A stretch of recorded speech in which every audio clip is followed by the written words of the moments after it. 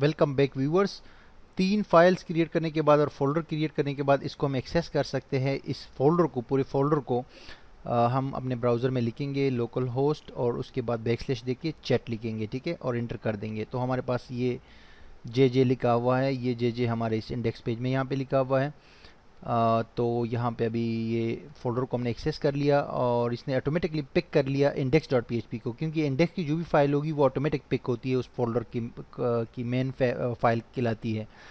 तो बेसिकली अब हमें यहाँ पे स्टार्ट करना है। सबसे पहले हम HTML का जो डिफ़ॉल्ट स्ट्रक्चर है वो हम ऐड करेंगे, जो टैग्स होते हैं नॉर्मल, ठीक है, जो डिफ़ॉल्ट स्ट्रक्चर है वो ऐड करेंगे और उसके बाद हम फिर आगे जो दूसरा काम है वो करेंगे। तो ये डिफ़ॉल्ट पेजेस आई मीन जो बेसिक स्ट्रक्चर है HTML का वो मैं ऐड कर रहा हूँ। और यहाँ पे मैं टाइटल दे देता हूँ चैट सिस्टम इन PHP और टाइटल क्लोज और उसके बाद हेड क्लोज और उसके बाद यहाँ से बॉडी स्टार्ट हो जाएगी और बॉडी यहाँ पे मैं क्लोज कर दूंगा और HTML क्लोज। तो ये बिल्कुल बेसिक स्ट्रक्चर HTML का बन गया हमारे पास। अब इसके अंदर जो है यहाँ पे एक div टैग मैं ऐड करूँगा, उसको ID दूंगा। ये ID हम आगे CSS में यूज़ कर सकते हैं। कंटेनर के नाम से मैं एक ID दे दूंगा और इस div को यहीं पर क्लोज कर दूंगा, ठीक है जी। तो बेसिकली ये हमारा मेन div होगा जो कि इस पूरे हमारे प्रोजेक्ट को होल्ड करेगा, ठीक है, जो चैट सिस्टम होगा। तो ये जो ID मैंने दी है CSS के लिए मैंने दी है, क्योंकि इस ID को मैं टारगेट कर सकता हूँ CSS में, इसको कुछ स्टाइल्स वगैरह मैं CSS में दे सकता हूँ, ठीक है जी। अब एक और div इसके अंदर आ जाएगा, उसको ID में दे दूंगा chat_box के नाम से। और इसी चैट बॉक्स का जो div है दूसरा, इसके अंदर एक और div आ जाएगा, ठीक है, उसकी ID आ जाएगी चैट डेटा। तो ये सारे 3 जो है div टैग्स मुझे चाहिए। इसके बाद मुझे अभी कुछ नहीं चाहिए यहाँ पे। अभी मुझे यहाँ पे क्या चाहिए कि मैं यहाँ पे स्पेन टैग लगाता हूँ। 3 स्पेन टैग्स में इंसर्ट करता हूँ ताकि इसमें वो जो डेटा है, पहले मैं स्टैटिक डेटा इसमें इंसर्ट करूँगा, बाद में उसको मैं डायनामिक बनाऊँगा PHP की मदद से, ठीक है। तो इसमें मैं सिंपली एक लिख देता हूँ नेम, जैसे कि अब्दुल नेम है इस बंदे का, और यहाँ पे जो है इसने लिखा है एक मैसेज, ये स्टैटिक मैसेज है यानी कि डायनामिक नहीं है, ठीक है। हाउ आर यू लिखा हुआ है इसने, और नीचे टाइम है यानी कि 12:30 है, ठीक है।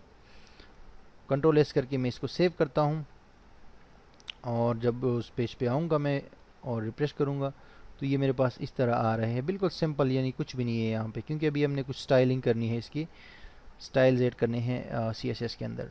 लेकिन अब जो यहाँ से जो ये div स्टार्ट है ना, इसके नीचे, इस div के नीचे और कंटेनर के अंदर ही मुझे एक फॉर्म भी इंसर्ट करना है। इस फॉर्म का एक्शन पेज जो है वो यही पेज होगा index.php का, क्योंकि इसमें हमें लोग जो चैट करेंगे ना, जो सेंड करेंगे अपना नाम और मैसेज, वो इस फॉर्म की मदद से सेंड होगा। और इसका मेथड मैं दूंगा यहाँ पे पोस्ट। आप पोस्ट मेथड दे सकते हैं, गेट मेथड दे सकते हैं, ज़रूरत के मुताबिक। जब ज़रूरत हो तो पोस्ट देते हैं, जब ज़रूरत हो तो गेट भी दे सकते हैं, ठीक है जी। और इस फॉर्म के अंदर जो है मैं एक सबसे पहले इनपुट टैग इंसर्ट करूँगा, इसकी टाइप टेक्स्ट रखूँगा, फिर इसको एक नाम दूंगा। बाद में PHP में हम यही नाम यूज़ करके इससे डेटा लेते हैं, ठीक है। और नाम में इसको नेम ही दूंगा क्योंकि इसमें हम यूज़र का नेम लेंगे। और एक प्लेस होल्डर के नाम से होता है एट्रीब्यूट, जिसको हम यूज़ कर सकते हैं जस्ट एक डमी टेक्स्ट वहाँ पे शो करने के लिए। तो ये मैं यहाँ पे लिख देता हूँ एंटर नेम और इसको मैं क्लोज कर दूंगा। ये सिंगल टैग है। नेक्स्ट टैग हमारे पास होगा टेक्स्ट एरिया का टैग, ठीक है जी। टेक्स्ट एरिया का भी एक टैग होता है, वो मैसेज के लिए मैं यहाँ पे ऐड करना चाह रहा हूँ। इसको हम नेम देंगे मैसेज और इसको भी प्लेस होल्डर में दे दूंगा is equal to enter message.